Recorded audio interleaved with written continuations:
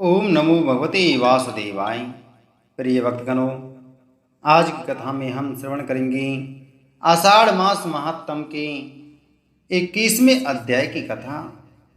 राजा पृथु ने पूछा, हे ब्रह्मर्षि पुलस्त, आषाढ़ मास में व्रत, तीर्थ स्नान, नाम स्मरण, ये सब मैंने सुना, परंतु क्या कोई ऐसा मार्ग है जो अति सरल होते हुए भी अति प्रभावशाली हो? क्या कोई गुप्त रहस्य है जिसे केवल ज्ञानी ही जानते हों? पुलस्त मुनि बोले, हे राजन, तुम्हारा यह प्रश्न अत्यंत बुद्धिमतापूर्ण है। ऐसे रहस्यमय ज्ञान की बात मैं अब तुम्हें कपिल मुनि के श्री मुख से सुनाता हूँ, जो उन्होंने स्वयं इंद्रदेव को बताई थी। देवताओं के स्वामी इंद्र ने एक बार ब्रह्मर्षि दुर्वासा को अनादरवश पुष्पमाला का अपमान कर दिया। इस अपराध से इंद्र का तेज क्षीण हो गया। पापों से ग्रसित होकर वह विष्णु धाम से भी वंचित हो गया। दुखी होकर वह गया पाताल लोक, नरक और फिर पृथ्वी पर आई। समाधान की खोज में अंततः वह पहुंचे कपिल मुनि के आश्रम में। कपिल मुनि बोले, हे इंद्र, आषाढ़ मास में यदि तुम 3 बातों का पालन करो तो न केवल तुम्हारा अपराध क्षम होगा, बल्कि तुम पुनः वैभव और मोक्ष के अधिकारी बनोगी। कपिल मुनि ने कहा कि हे इंद्र, पहला है मौन व्रत। प्रत्येक एकादशी को कम से कम 6 पहर यानी 18 घंटे तक मौन रहना चाहिए। मन में केवल नारायण का ध्यान करो। वाणी को संयमित करना ही आत्म संयम का पहला द्वार है। इससे लाभ होता है आत्म विकास, ब्रह्म तेज की प्राप्ति। दूसरा है अन्न दान या अन्न त्याग। आषाढ़ मास में हर शुक्ल पक्ष में एक दिन अन्न का त्याग करो। उस दिन केवल फल या जल से रहकर प्रभु को समर्पित करो। यदि संभव हो किसी गरीब को अन्न दान करो, वही यज्ञ के समान है। इससे लाभ की प्राप्ति होती है। पूर्व जन्मों के दान विरोधी कर्मों का नाश हो जाता है। और तीसरा है दीपदान और तुलसी सेवा। सप्ताह में एक बार तुलसी के समीप दीप जलाओ और विष्णु सहस्त्र नाम का पाठ करो। यह संपूर्ण ब्रह्मांड की ऊर्जा को आकर्षित करता है। ऐसा दीपदान तुम्हारे जीवन से अंधकार को मिटा देगा। इससे पितृदोष, ग्रह दोष और मानसिक कलेश से मुक्ति होती है। इससे यही लाभ होता है। इंद्र ने कपिल मुनि द्वारा बताए 3 नियमों का 1 महीने तक कठोर पालन किया।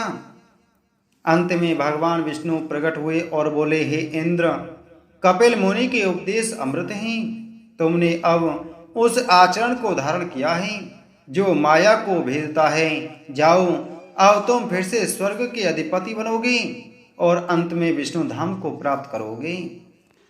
पुलस्त बोले, हे राजन, ये 3 नियम किसी भी युग, वर्ण, अवस्था या परिस्थिति में पालन किए जा सकते हैं।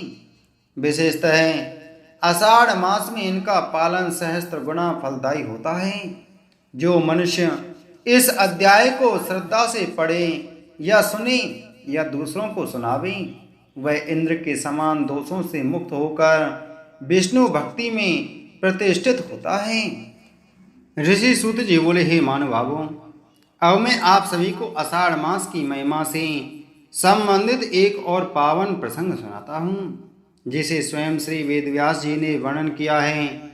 यह प्रसंग उस भक्त की कथा है जिसने केवल आषाढ़ मास में एक मासिक व्रत के प्रभाव से मोक्ष को प्राप्त कर लिया।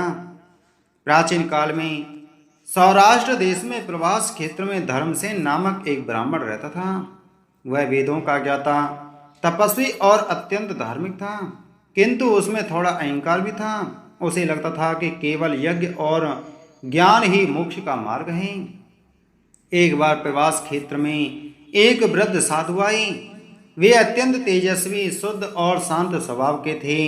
उन्होंने धर्मसेन को देखकर कहा, साधु बोले, हे विप्र, यदि तुम वास्तव में कल्याण चाहते हो तो आषाढ़ मास में भगवान विष्णु का व्रत करो।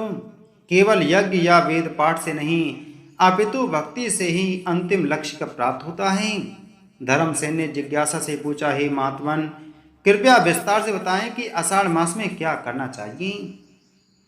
साधु ने उत्तर दिया, इस मास में भगवान श्रीहरि के नाम, कथा, व्रत और दान से बढ़कर कुछ नहीं है।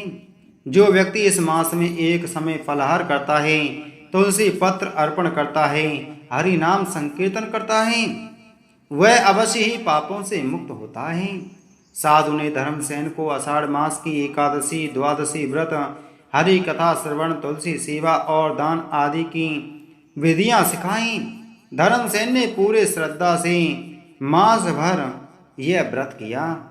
जब धर्मसेन ने आषाढ़ मास पूर्ण होते ही विष्णु मंदिर में भगवान को पुष्पांजलि अर्पित की, उसी क्षण एक दिव्य विमान वहां प्रकट हुआ। भगवान विष्णु के दूत प्रकट होकर बोले, हे धर्मसेन, आषाढ़ मास की सेवा और व्रत के प्रभाव से तुम्हारा जीवन सफल हुआ। अब तुम इस शरीर को त्याग कर बैकुंठ धाम चलो। यह दृश्य देखकर समस्त ग्रामवासी भी आषाढ़ मास के व्रत को अपनाने लगे। सूत जी बोले, हे ऋषियों, जो श्रद्धालु भक्त आषाढ़ मास में नियम पूर्वक व्रत, उपवास, कथा श्रवण और भगवान विष्णु जी की पूजा करते हैं, वे यम पाश से मुक्त होकर विष्णु धाम को प्राप्त करते हैं। इसी के साथ आषाढ़ मास महात्म के 21वें अध्याय की कथा संपूर्ण हुई। बोलो श्री विष्णु भगवान की जय।